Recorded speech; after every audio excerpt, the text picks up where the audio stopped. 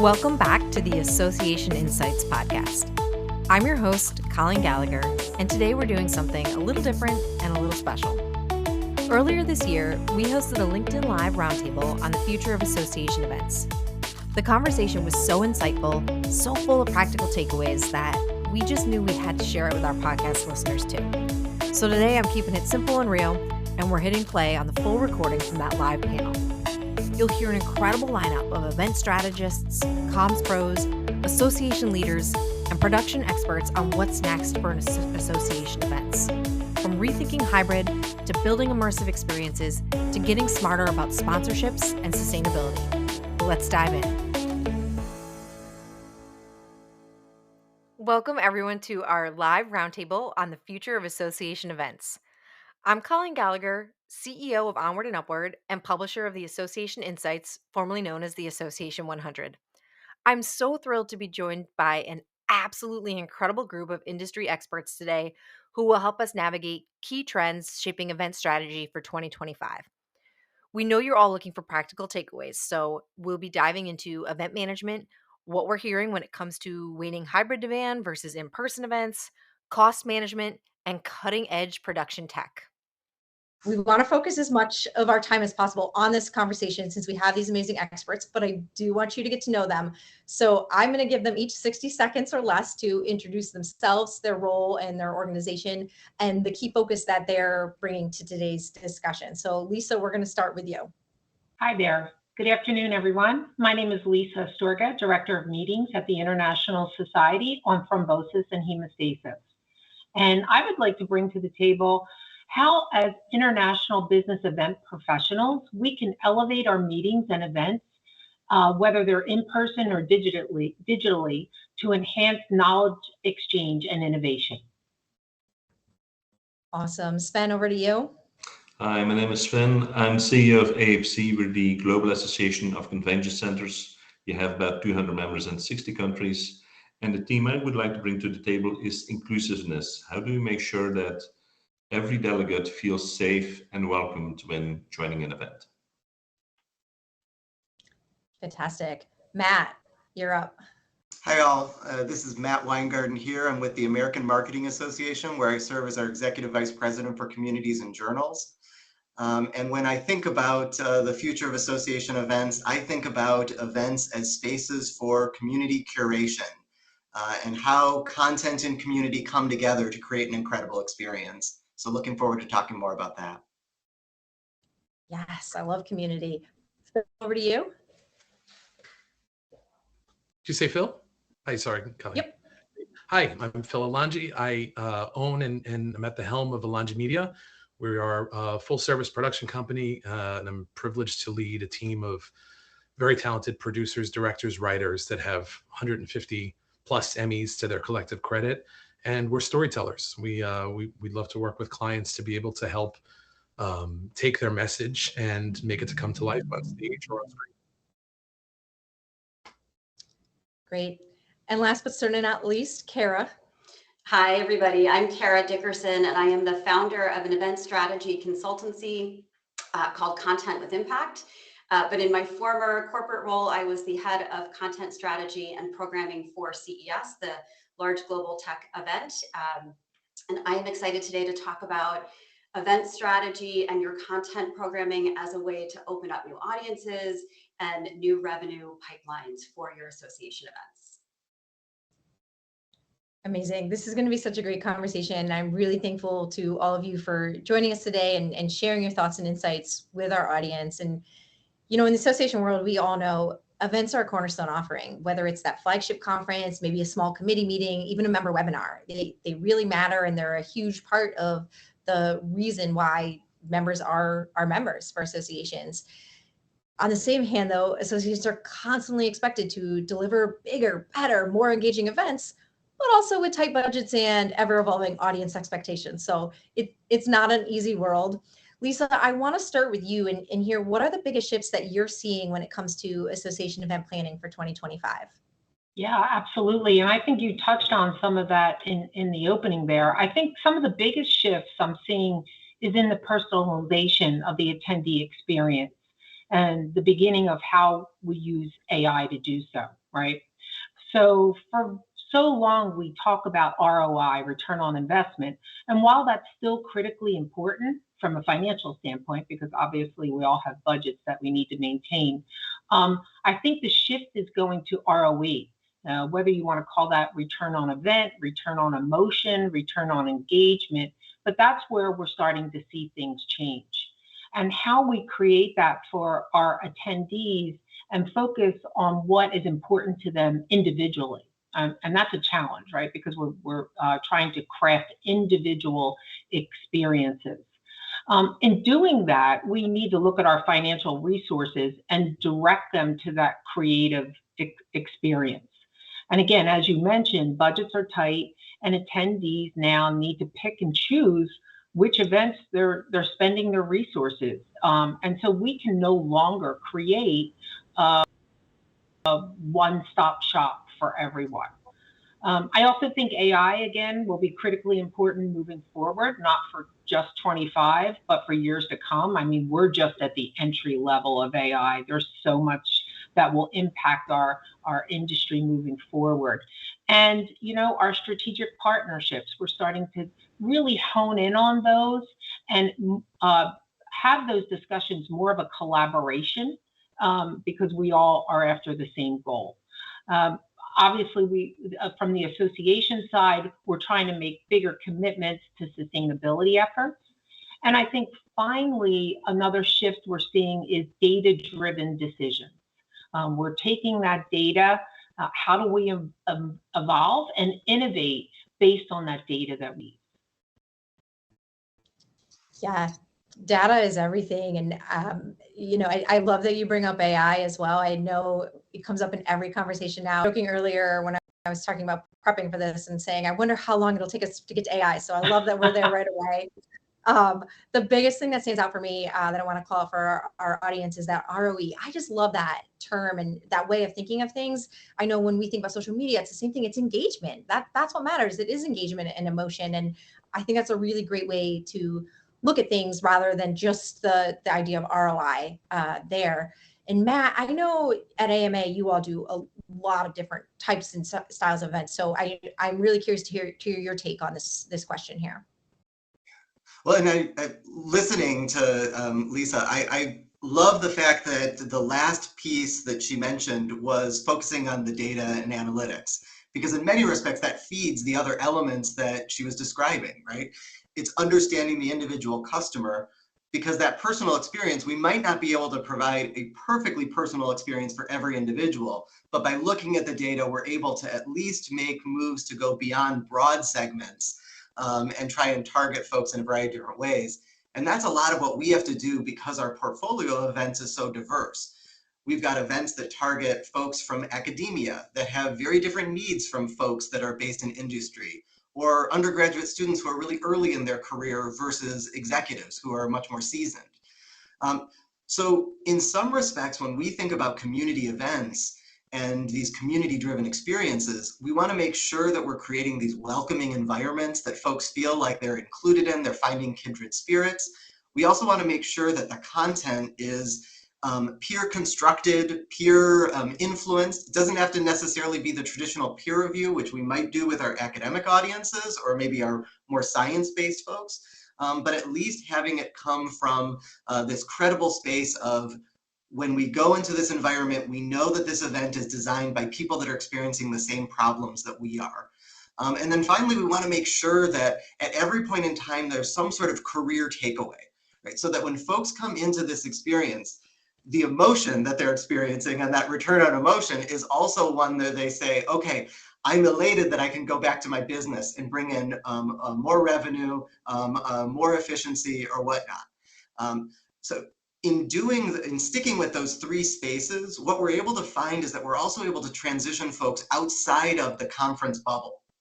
And we're able to then target very specific elements that become key parts of the content within a particular, let's say, 2-day event, and extend that across other spaces. So we're able to keep the conversation going in virtual environments, even as simple as, hey, let's keep the conversation going on LinkedIn, Or we're able to build member-focused webinars throughout the year that highlights and brings folks together.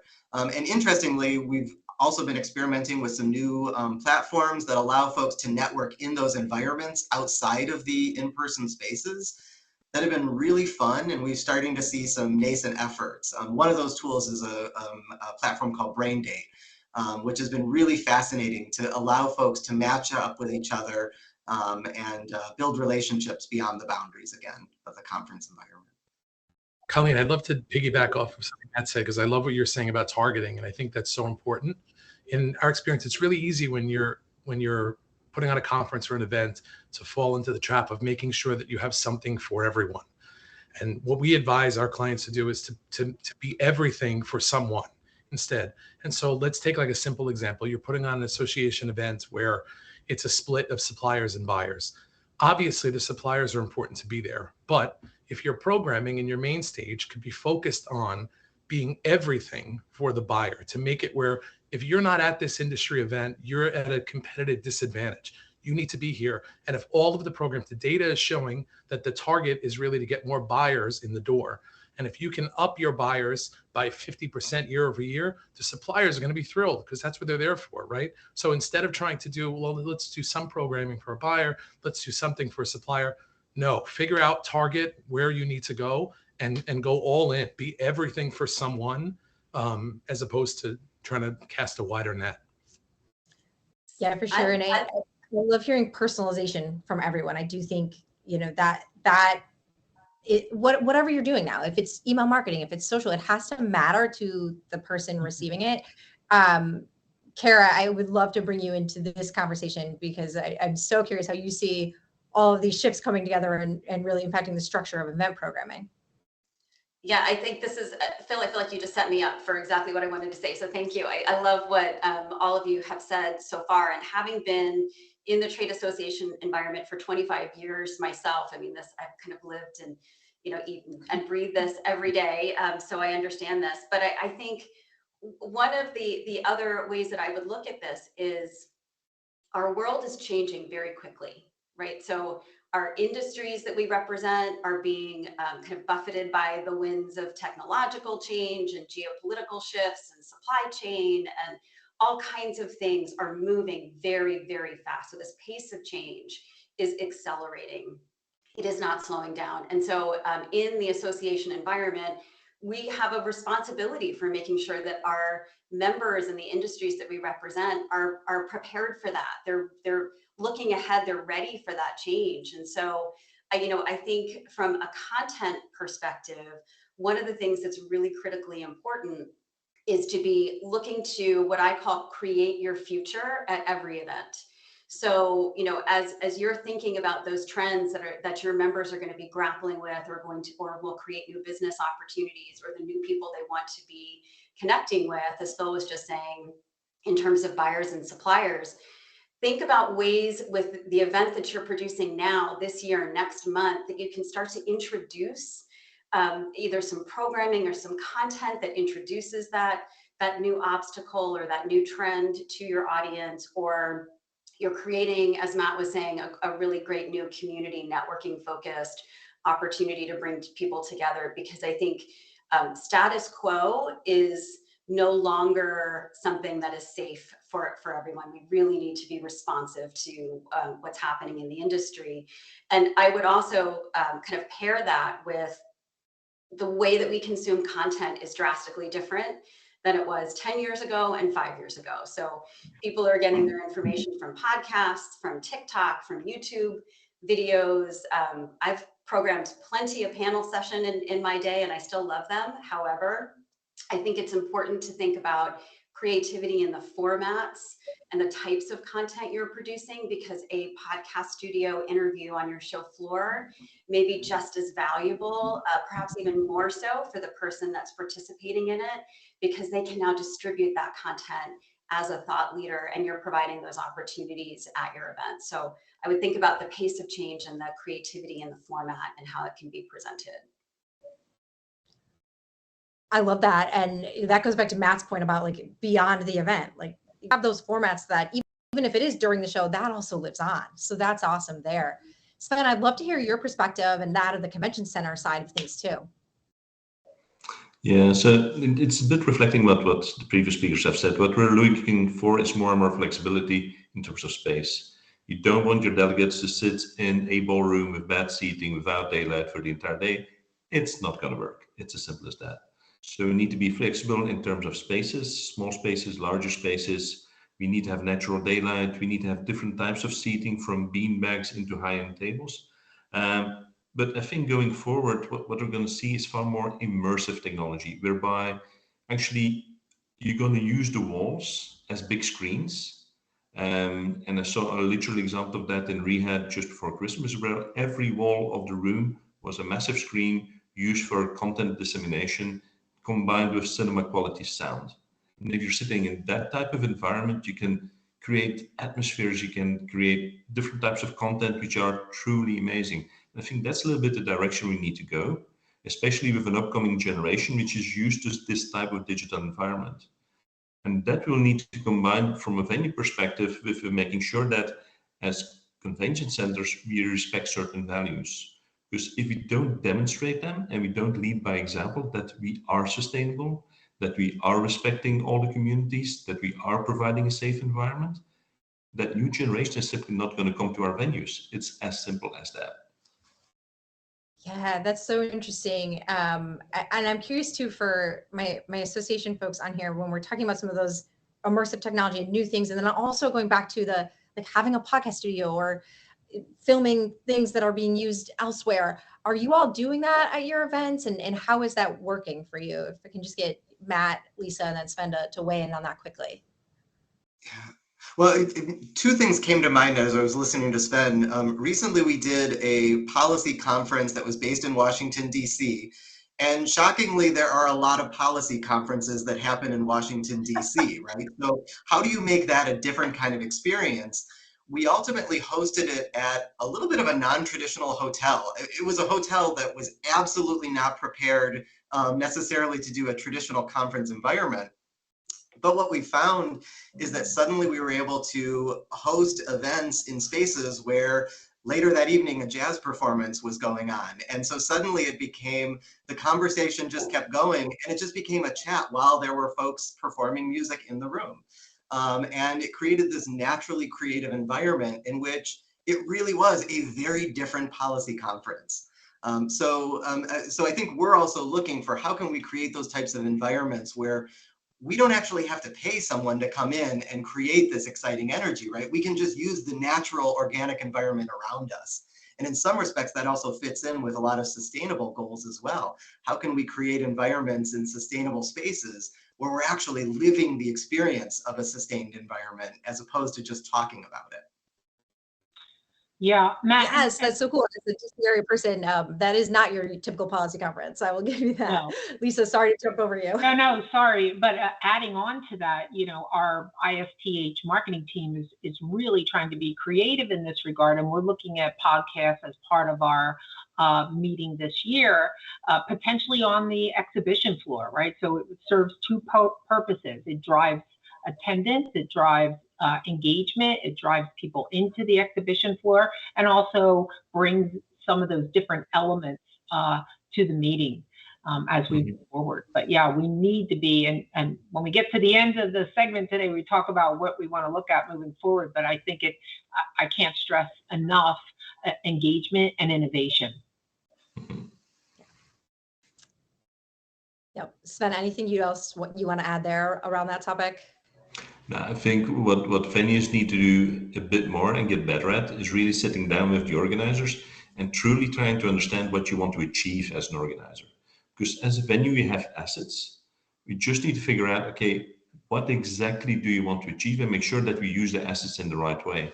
And venues still need to get a little bit better at that. I think that's just a learning process, but we're getting there. Yeah, it's funny how everything always comes back to the goals and objectives, and if you're focused there, you're usually doing the right thing. So that's cool. Shifting gears a little bit. So obviously, the last 10 years has been quite the time to be working in events.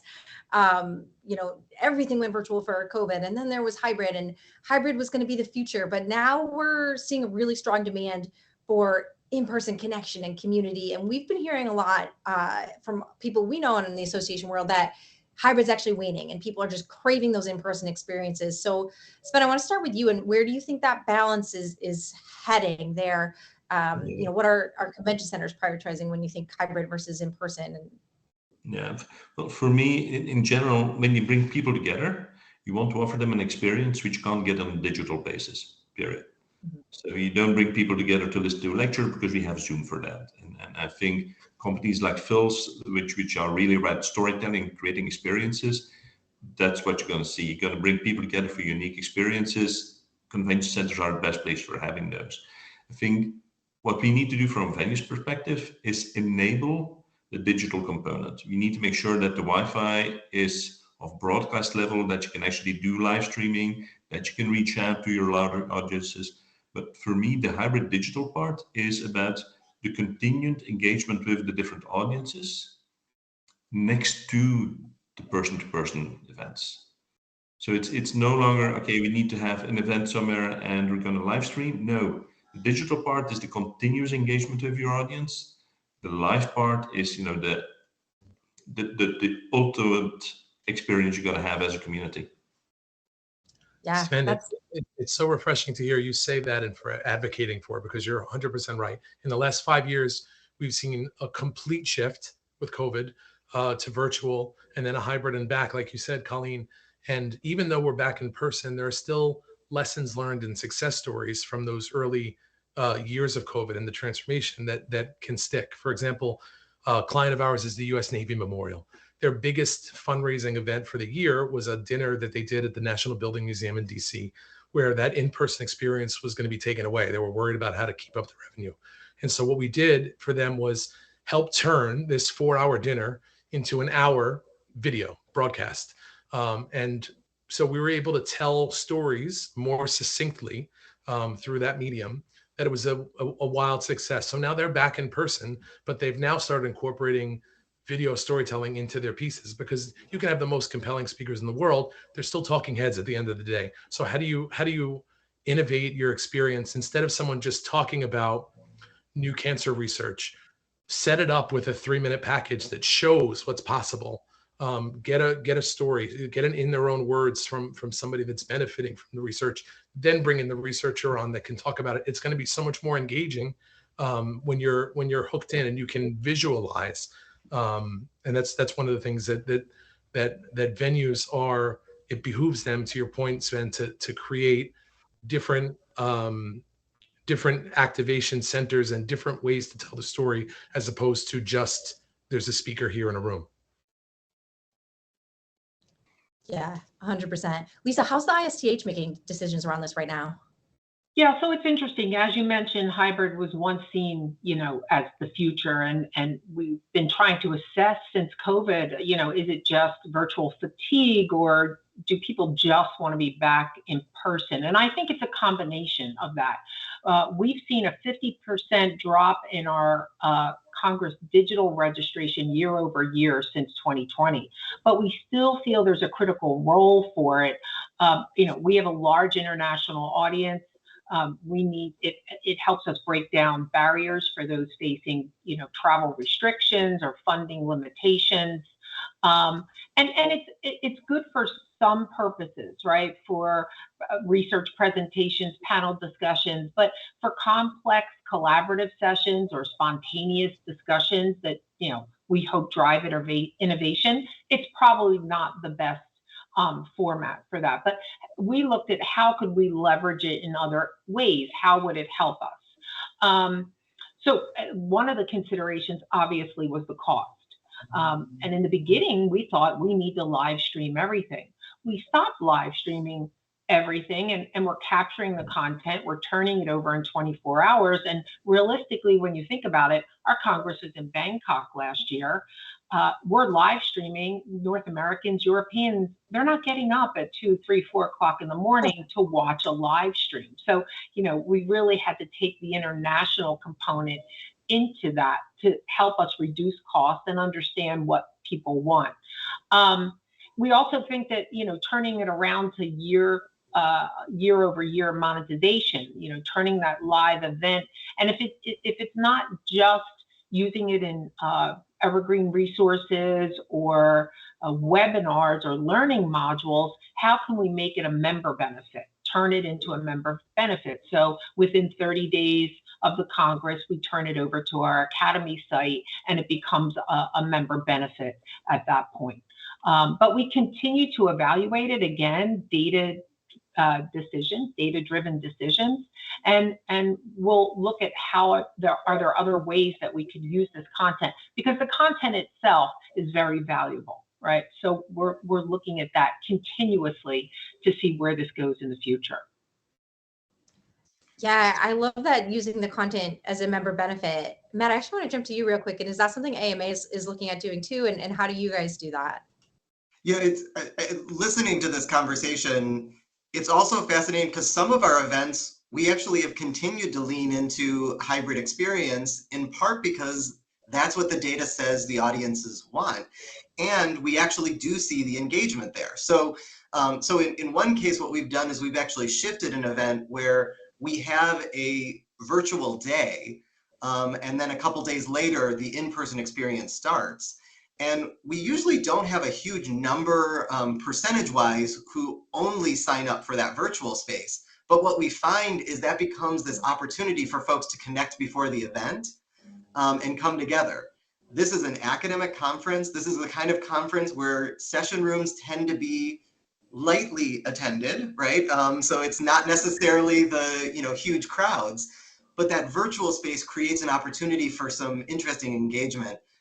The other piece that I did want to mention is that, interestingly, we spent a lot of time observing how Reddit works. And it seems like it's so not appropriate for an in-person conference to think about what's going on in Reddit.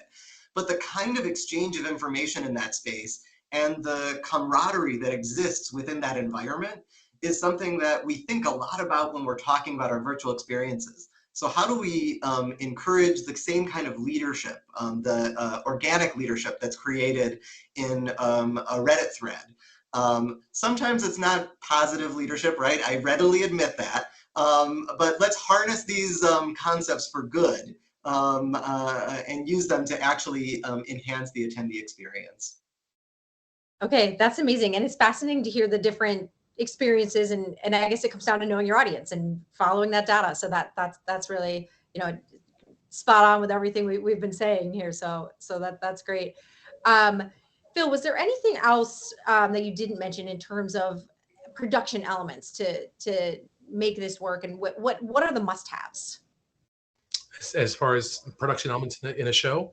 Yeah, I think when you're thinking virtually or this in-person experience and elevating the in-person experience through digital production. Yeah, I think what you have to ask yourself in the beginning of this, one thing I always ask my clients is like, how would you measure success? And for some of them, you'd measure success by making this event where, like I said, it's must attend and you want to get people in the room. And if you've missed out on it, you'll remember that for next year. For others, they say the influence is more important than anything else, and the reach. And that's when virtual and hybrid really comes into play, because if your goal is to get it in front of as many eyeballs as possible, and you don't mind that it may be cannibalizing a bit your in-person audience, then do so. Almost every show we do now has some live streaming element, whether it's free and open for anyone to stream, or if you have to have some registration cost or subscription attached to it. But everything now needs to be on camera, which means that you need to start thinking about how it looks on camera. It's important to make sure that your association is presented in a way that's worthy of the work you're doing. You don't want to be cutting corners on your pre-planning or your equipment so that your shots are not composed well. If the technology is not rock solid, Sven, to your point, like, you need to have broadcast quality speed in your internet. Otherwise, you're not serving your clients appropriately if you're a venue. I think all of those things are like the minimum table stakes to be in the game right now. Yeah. And Kara, I'd love to know on the content side, like how do you think about this, in person, hybrid? Do you coach people that are going to give a keynote, like how to handle if they are doing both? What's going on in your world here? I think that Matt and Lisa and Phil really hit this on the head, right? You have to think about, what do you want to use this for? I look, during the days of the pandemic, we were all trying to figure this out. We were live streaming everything. We were trying to engage people in every way. And I think that one size fits all solution doesn't work anymore. Right? I think the tolerance for someone watching a session at home that has obviously been shot from far away and has really bad lighting, and the sound isn't great, and it's shadowy, and it's kind of, you don't feel like you're connected to it. I don't think that is an acceptable experience anymore. We've come too far from that. So I think it's really important, as Phil was just saying, with a particular stage or type of content, who do you want this to reach? And you can make different decisions based on that. So if the in-person audience and that engagement in person is the most important priority there, then, adjust your production accordingly. But if you have a big keynote stage, one of the things that I did when I was with CES and we came back from COVID is we changed our whole production package to make it a digital first view, because while we had, 2,000, 3,000 people in the room, and there was, of course, critical audience, those keynotes were reaching tens of thousands of people online. And so if they weren't shot with that on-demand and live stream audience, which was going to consume that content oftentimes for weeks and months after the event, then we were not doing the speaker any favors, and we weren't doing the show itself any favors. So I think really paying attention to how you want to use that content, what the reach should be, that should dictate the type of production elements that you're putting into place. I love that, a digital first approach of like the audience. It's that audience you're filming for. That makes so much sense. And from a completely anecdotal focus group of one, I will tune out so quickly if I try to watch a live event or a past event and it's like this 200-foot back view of a speaker that looks this big. Like, no, thank you. So that's great. Before we get into our next segment, we did get a question from the audience. So Matt, I'm gonna throw you one here you weren't prepped for, but someone's wondering how you get the virtual day funded when you add that component to events. How we get the virtual day? Sorry, I didn't hear the funded. Oh, funded. Oh, yes. Interestingly enough, we look at the model from the same way that we would look at how we would get an in-person event funded. We're thinking about this in terms of what is the problem that we're trying to solve for, let's say, a partner or sponsor, and how do we make this accessible for them to also benefit from, because we do get those as sponsored programming. In some ways, in some cases, we have even gone so far as to integrate sponsored programming into the event for those virtual days. But when we do that, we make sure that we're guiding those sponsors and ensuring that they understand how they're going to fit within that space. Yeah. Okay. Thanks. That's helpful. And that segues really well into what we're going to talk about next. So cost is obviously a huge issue for associations, no matter what you're doing. And whether it's those big associations that have budgets small ones can only dream of, or it's the tiny associations with 2 or 3 people operating on a complete shoestring budget.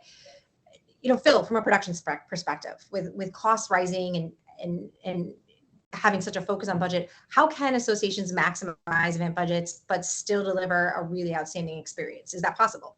Sure, it is. And actually, we stumbled upon a solution this year without looking to cut down costs. We were actually trying to address sustainability. One of our best clients is the Global Business Travel Association, GBTA. Great folks there, and we've had a great relationship for the last 11 years. And in one of their sustainability sessions, they were challenging businesses to be good stewards of the environment and figure out sustainable practices that you can employ. And I took that seriously and figured out, we were building a mobile production truck at the time. So basically a TV control room on wheels. And we said, what if we try to work in a sustainable element to this? And at the end of the day, after a few months of designing it, we built out these massive lithium battery banks that line the whole wall of the front deck of the control room. and put 3 power inverters and then did solar panel hookups. And so it's the first of its kind, but it's a large 28-foot truck that has that is completely powered by the lithium batteries that you can pre-charge with solar panels, and you can trickle charge as the event goes. So what does that do practically? It means that on day one of your event association, all of the power that's coming out of the broadcast truck is now coming from power that you've harnessed from the sun. But what does it mean from a cost perspective? It means that now when we roll that broadcast truck or trailer into the facility, we don't have to wait and do a power hookup. We don't have to wait for a generator hookup. We don't have to pull all of the cases out of a truck and set everything up into the control room. We've all seen the backstage where there's lines and lines of tables where you've built out a whole production space. Now it's a flick of a switch, and within 5 minutes, the whole trailer is up and ready to go. Everything is already pre-assembled in racks. It's all wired. So when we go on a shoot now, we save usually on average about a day and a half just of setup alone, where you have all of that labor that's doing all of the cabling, setting up all the equipment. It's a day and a half of labor right off the bat.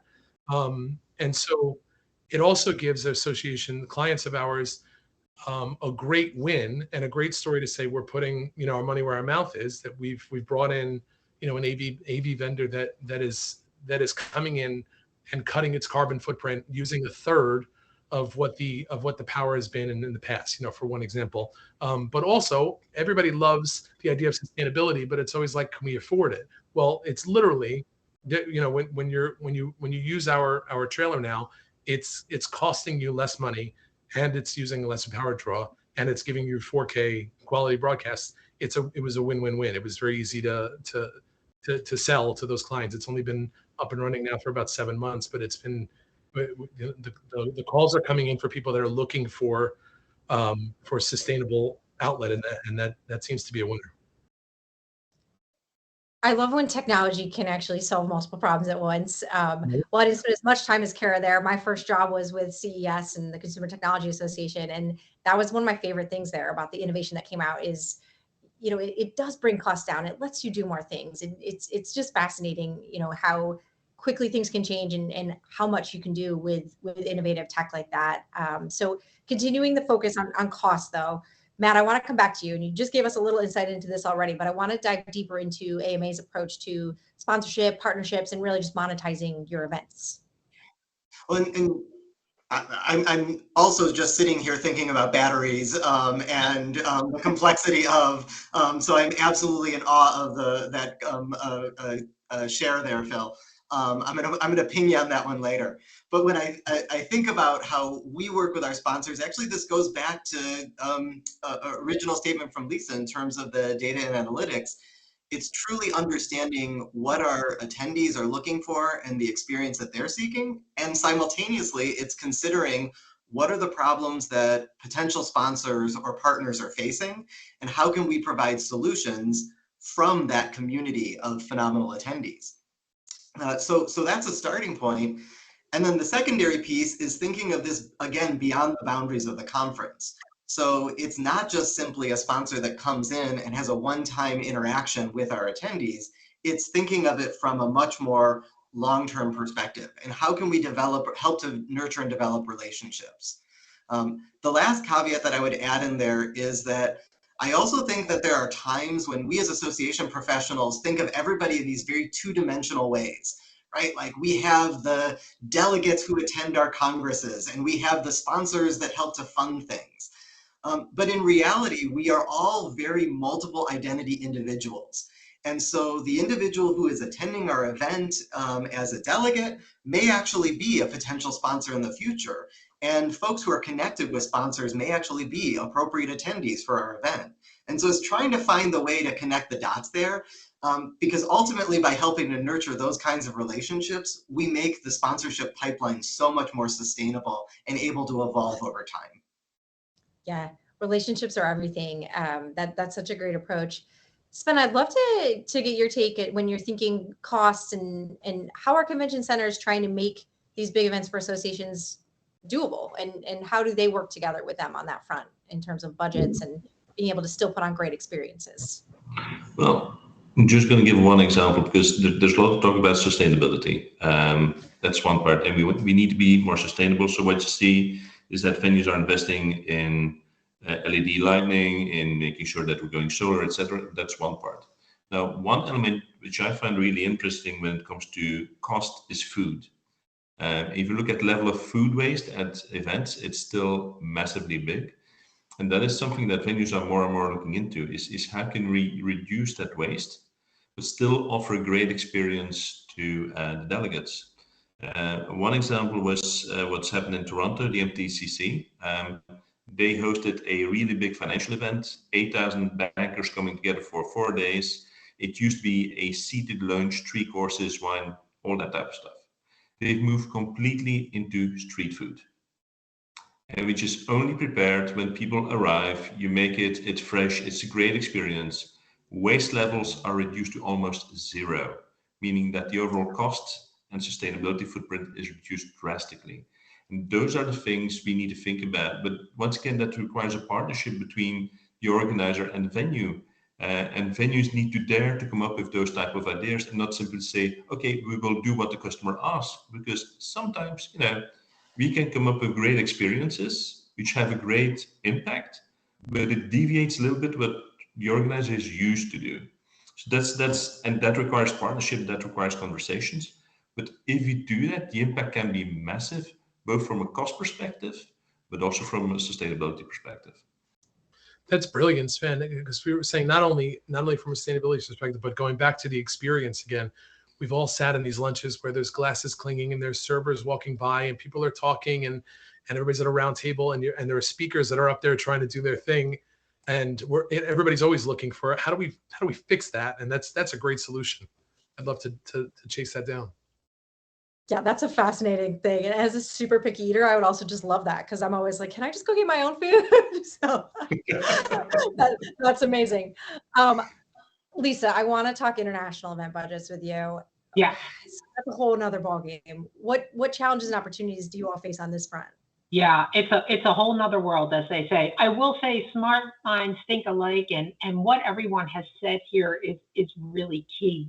I think from a budget standpoint, it's not just looking at the budget and seeing where can we slash certain things, right? It's a strategic discussion, an overall discussion, and then understanding our goals and objectives, partnering with smart venues that understand our business models. And you said it perfectly, right?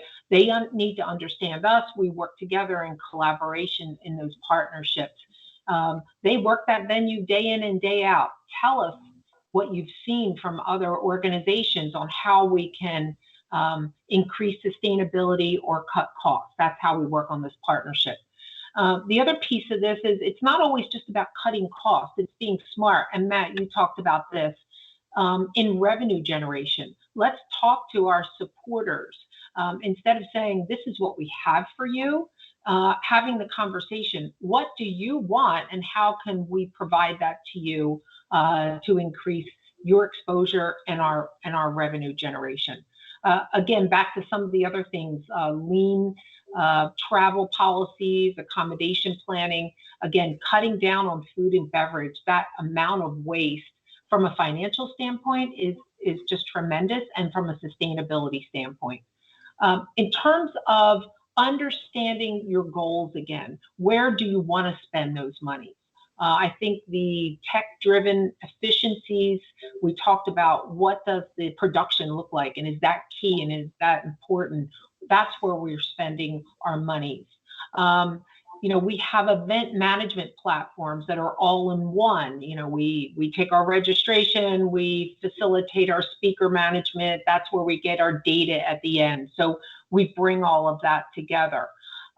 It's also understanding, how could we utilize AI to assist us? I don't think we're there yet completely in that, but that's going to come moving forward, whether that's translation or captioning or things like that. And again, using the data that we get back to form the program based on people want, and you'll find cost-saving measures just based on what your attendees are looking for. So I don't think it's just taking one line item.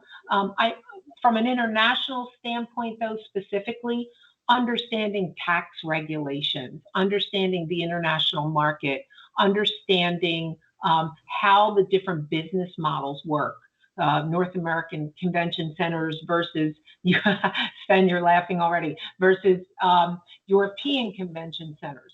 You have to have that knowledge going in and understanding in order to work within those budgets the best way that you can. So there's a lot from the international standpoint. But again, I really go back to everyone understanding the strategy, your goals, and your objectives. Yeah, absolutely. It all comes back to that. And the one thing I heard a few of you just mentioned that really stood out for me is a lot of companies are like this, but associations in particular have a bad rap of doing things the way they do because they've always done them. And all of you are challenging that. And I love that. That's awesome. And I love these new ideas and new technologies and new approaches. It's just awesome to hear and really good for the future of events for sure. Kara, I want to have you weigh in on this too. Are there creative revenue streams or cost saving strategies you've seen work well, or things with content you can do to open up revenue streams?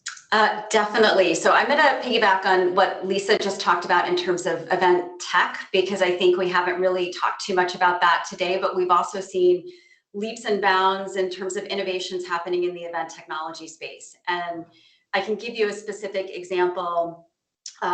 Even going back from a global event perspective, when you're bringing people together that speak different languages, that are coming from different cultures, it's really important to make sure that your content that you're producing is as accessible to them as possible, right? So you might have people in your sessions that are not, do not have English as their native language, or it may have other accessibility issues.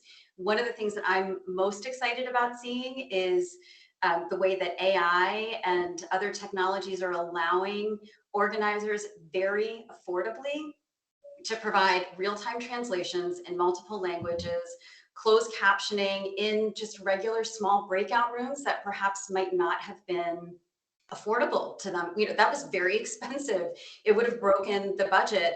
I know just from my perspective at CES, we used to fly in translators to come from other cities to come and translate important sessions live, so that we had 5 or 6 different languages available to our attendee base. And because of the innovations, especially during the pandemic, we were able to switch that to either virtual or software based. So there you're saving flights, you're saving travel budgets.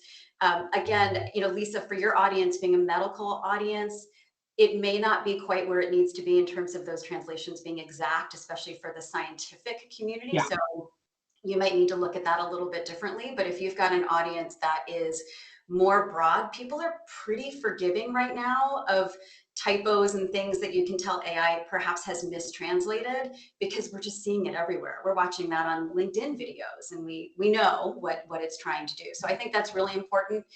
The other place that I would especially encourage people to think about on the data front is not just how data will help you make good business decisions, because we have to do that, but also how data will justify your sponsors' investments. And from a content perspective, I work with a lot of big brands, and they're sponsoring stages, they're putting their top executives on stages, and they really want to be able to justify the ROI back to their organizations, and to be able to say, this is why I have spent this much money. And I think we can't just say, anecdotally, you had a crowded room. Yay, that's great, that's good, it's important. But we want to give them something that is more substantive from a data perspective, so they can actually justify that investment again the next year. So I would really be looking at that data investment as something that will help you retain and hopefully grow your revenue pipeline, especially on the content and sponsorship side. Yeah, that's so smart. I mean, because people are demanding more numbers, more why is this good than ever before. And you can't get away with that. I mean, that's so funny because that used to be the thing, you know, you're clicking the counter as people are walking in years ago. Oh my gosh. Yeah. No one cares anymore. you need more than that for sure. Awesome. Well, this has been some really great insights. I want to turn to a rapid fire round, and I'm gonna make you guys make it short here. So in one sentence, I want to know what's the one strategy you think every association event planner has to be focused on for 2025. We're gonna go in reverse order from our intros. So Kara, I'm gonna have you kick us off. Okay, so I would go back to what I was talking about earlier. Be creative and experiment with your content formats. So think about something new that you can try, even if it's just in a small bite, and put your all into it. As you know, speakers were saying before, don't just try to do everything for everyone. Try something for one audience and see how it works and what you learn from it and what kind of opportunities that will open up for you. So one size fits all. Try to break out of that and look for a new way of presenting your content to your audience. Yes, love that. Phil, over to you. For me, it's all about storytelling. It's how are you telling your story on the stage? How are you telling your story on the screen? How are you telling your story streaming back at home? And how are you telling your story about the way that you are producing your events in sustainability and in your production and your food management? All of that is telling a story and sending a message. Make sure it's procured thoughtfully. Yep, storytelling is where it's at for sure. Matt, what do you have for us? What I would say here is, and I think this has come up quite a bit throughout the hour, all strategies should be centered around the audience you're trying to serve, or audiences. And ultimately, the innovation that will constantly dynamically be changing year in, year out, these are all tools to actually execute those strategies. So don't get too concerned in those pieces. Focus on that audience-centered strategy first. Yeah, you got to think of that audience. Absolutely. Sven, over to you. Just make sure you have the processes in place to collect and analyze the data you need to make decisions. It is a common failure with a lot of organizations, not only associations, also corporates. Just make sure you have those basics right. That's so true. And a lot of times we're overwhelmed by data. So having the mechanisms in place to actually use that data, that really matters. Lisa, what do you have for us? Well, it's hard going last because everyone has said just about everything, but I do think we need to focus on engagement and innovation. Give the people what they want. Let's work smarter, not harder, and all move forward successfully together. Amazing. I think that's a great outlook for 2025.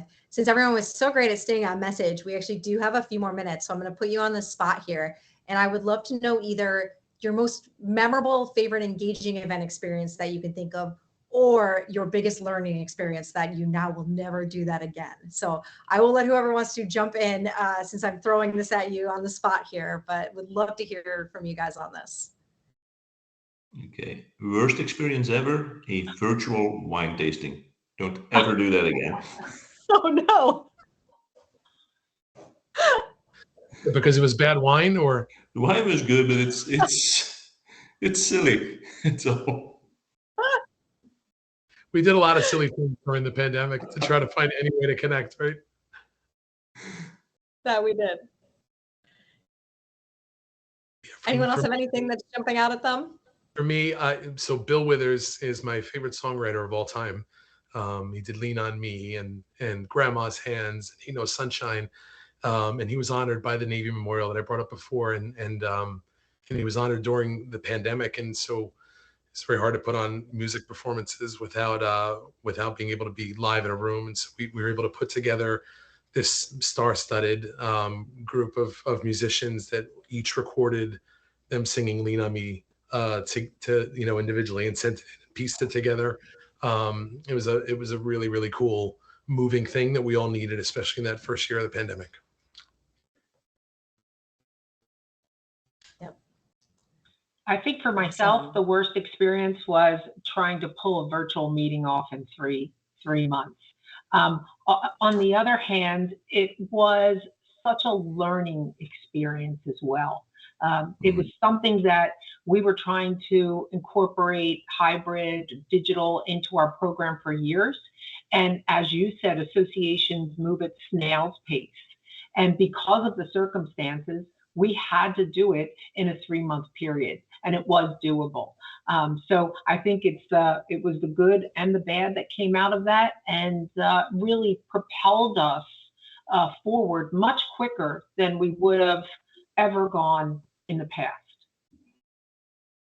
Yeah, it's funny how those tough experiences can actually sometimes turn into something that worked out great, or something that you learned a lot from, for sure. Absolutely. Probably one of our biggest lessons in working with one of our sub-audiences was we created a whole host of social activities outside of the program. This was an event that was going to be in a single room, and we wanted to create all sorts of fun experiences.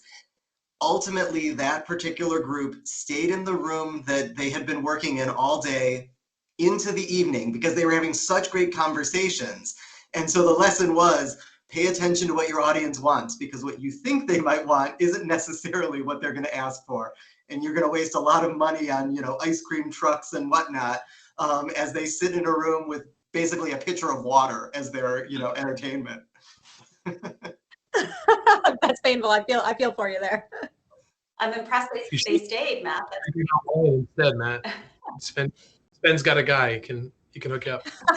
Seriously, we really needed you there, Sven.